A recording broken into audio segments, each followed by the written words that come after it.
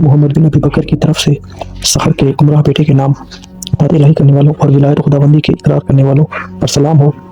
اما بعد، اللہ تعالیٰ نے محمد مصطفیٰ صلی اللہ علیہ وسلم کو چنا اور انہیں اپنی رسالت کے لیے مخصوص کیا اور اپنی وحی کے لیے پسند فرمایا اور اپنے احکام کا انہیں امین بنایا۔ انہیں ایسا رسول بنا کر بھیجا کہ آپ گزشتہ انبیاء کی تصدیق کرنے والے اور ان کی کتابوں کی تائید کرنے والے تھے۔ آپ شریعت کے رہنما تھے۔ آپ نے لوگوں کو حکمت و موعظہ حسنہ سے دین خداوندی کی دعوت دی اور آپ کی آواز پر سب سے پہلے لبیک کہنے والا آپ کا فرزند عام علی بن ابی طالب تھا۔ علی نے پردہ کتب میں چھپے ہوئے غیب کی تصدیق کی اور ہر دوست پر حضرت صلی اللہ علیہ وسلم کو ترجیح دی اور ہر مشکل میں ان کا ساتھ دیا اور ہر خوف کے مقام پر حضرت صلی اللہ علیہ وسلم کے سامنے سینہ سپر رہے۔ علی نے نبی کے مخالفین سے جنگ کی اور نبی کے چاہنے والوں سے صلح کی اور ہر خوفناک مقام پر جان کی پرواہ کیے بغیر گھس جاتے تھے۔ جہاد میں ان کی مثال نہیں ہے اور کردار و افعال میں ان کی نظیر نہیں ہے۔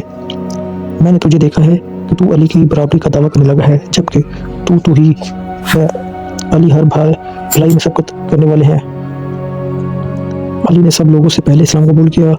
علی ضروری نیت تمام لوگوں سے زیادہ سچے ہیں اور ضروریات کے لحاظ سے تمام لوگوں سے طیب و طاہر ہیں۔ ان کی بیوی خاتون جنت ہے اور وہ افضل کائنات محمد مصطفیٰ صلی اللہ علیہ وسلم کے ابن ام ہیں۔ تم و تیرا باپ پوری زندگی دین کے مٹانے میں پیش رہے اور تمہاری کوشش تھی کہ خدا کا نور بجھ جائے اور اس مقصد کے لیے تم نے فوجیں تشکیل دی تھی اور دولت خرچ کی اور قبائلی عرب کو اپنا حلیف بنایا تھا۔ تیرا باپ اسلام کی دشمنی لے کر مر گیا اور اب تو اپنے باپ کا جانشین ہے اور اس کا ثبوت یہ ہے کہ رسول خدا صلی اللہ علیہ وسلم کے زمانے کے تمام سرکش مخالف و منافق تیرے پاس آمد و رفت رکھتے ہیں۔ علی علیہ السلام کی فضیلت اور ان کی سبقت اسلام میں مسلم ہے اور محمد مصطفیٰ کے مخلص اور وفادار صحابی علی علیہ السلام کے تجمع ہیں جو اپنی تلواریں لے کر علی کی حمایت پر کمر بستہ ہیں اور علی کی حمایت میں اپنا خون بہانے پر آمادہ ہیں اور وہ علی کی پیروی کو اپنے لیے فضیلت اور علی کی مخالفت کو بد نصیبی تصور کرتے ہیں۔ تجھ پر افسوس، تو اپنے آپ کو علی کے برابر کیسے قرار دے رہا ہے جبکہ وہ رسول خدا کا وارث اور ان کا وصی اور ان کی اولاد کا والد اور ان کا سب سے پہلا پیرو ہے اور آخر گھڑی تک علی ہی نے محمد مصطفیٰ صلی اللہ علیہ وسلم کا ساتھ دیا۔ رسول خدا انہیں اپنے راز کی خبر دیتے تھے اور اپنے امور میں انہیں شریک رکھتے تھے۔ معاویہ کا جواب۔ معاویہ نے محمد بن ابی بکر کو یہ جواب تحریر کیا۔ معاویہ بن ابی سفیان کی طرف سے اپنے والد پر الزام لگانے والے محمد بن ابی بکر کی طرف اطاعت الہی کرنے والوں کا سلام۔ اما بعد، تیرا خط ملا، تو نے اس میں خدا کی قدرت کا ذکر کیا اور محمد مصطفیٰ صلی اللہ علیہ وسلم کی نبوت کا تذکرہ کیا۔ پھر تم نے اپنی طرف سے بہت خود ساختہ باتیں کی جن سے تیری رائے کی کمزوری اور تیرے والد پر الزام ثابت ہوتا ہے۔ تم نے فرزند ابو طالب کے حق کا ذکر کیا اور تم نے اس کی سبقت اسلام اور اس کی نبی سے قرابت اور اس کی نصرت و وفاداری کا ذکر کیا اور تو نے مجھ پر اس کی فضیلت کی وجہ سے حجت تمام کرنے کی کوشش کی ہے۔ خدا کا شکر ہے جس نے تجھ سے فضیلت کو دور رکھا اور تیری غیر کو فضیلت دی۔ میں اور تیرا باپ نبی کریم صلی اللہ علیہ وسلم کی زندگی میں علی کے حق کو اپنے اوپر ضروری سمجھتے تھے اور اس کی فضیلت کو تسلیم کرتے تھے۔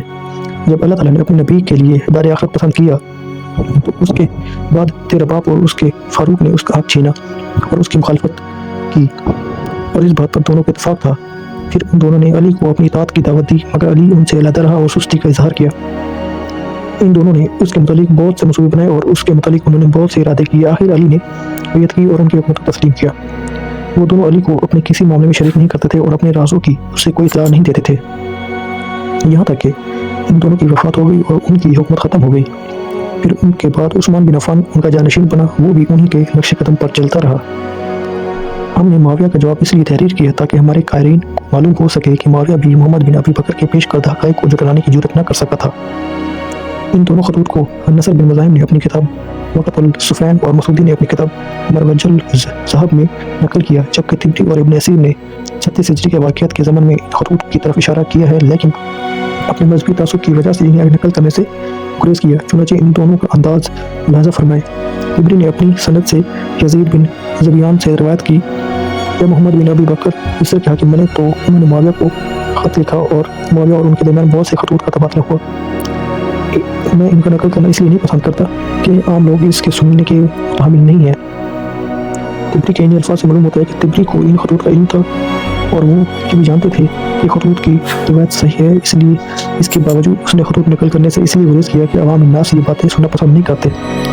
طبری کی طرح ابن اسیر کو بھی ان خطوط کا علم تھا لیکن اس نے اپنی کتاب تاریخ کامل میں ان کو نقل نہیں کیا اور اس کی وجہ یہ بتائی میں نے ان خطوط کا ذکر کرنا اس لیے پسند نہیں کیا کہ عوام الناس اس کے سننے کے متحمل نہیں ہے